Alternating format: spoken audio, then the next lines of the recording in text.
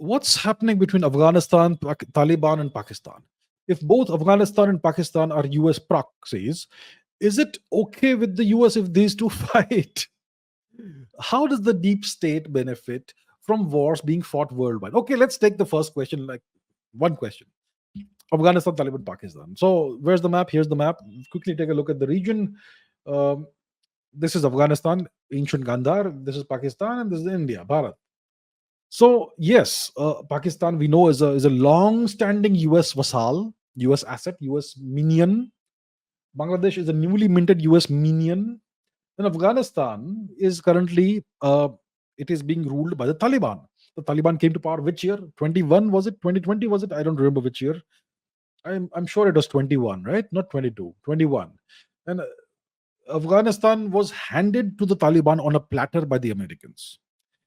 And it at the time it was being said that the Pakistani IS has won and Afghanistan will become a Pakistani vassal. And Pakistan will get this what strategic backyard in Afghanistan. And I was the one who was saying when this was happening, mark my words, Taliban are going to be strongly anti-Pakistan. And Pakistan will have their hands full. And I was vindicated, and I'm still being vindicated every single day. So Afghanistan and Pakistan are essentially enemies today. The Taliban has no love for the Pakistanis. But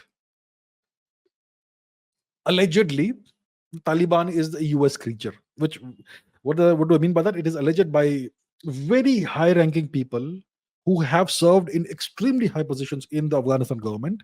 It is being alleged by them that the Taliban receives between 40 to 50 to 80 million dollars a week in cash as a stipend from the Americans. And recently, the Americans, by mistake, sent like 340 or 350 million dollars or something like that. So some similar amount to the Taliban by mistake, apparently.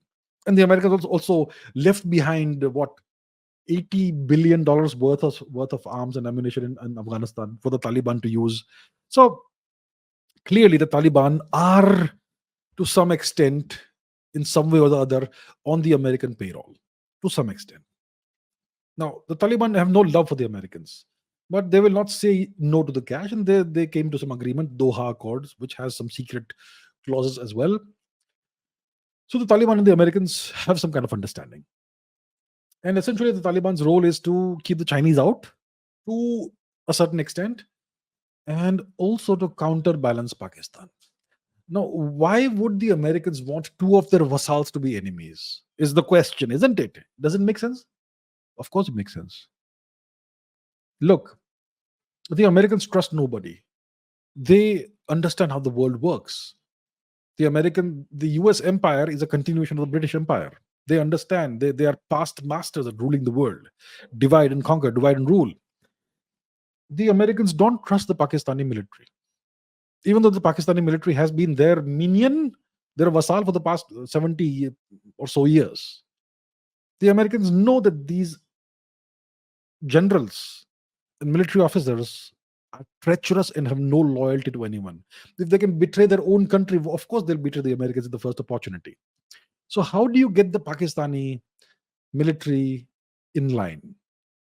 By having a big stick outside of Pakistan to beat them with, which is the Taliban. Okay? So the deal is this: Pakistan and Bangladesh, these two US vassals, are there to counterbalance India. From the American perspective, India exists to counterbalance China. So India counterbalances China, East Pakistan, West Pakistan counterbalance India, and Afghanistan counterbalances West Pakistan.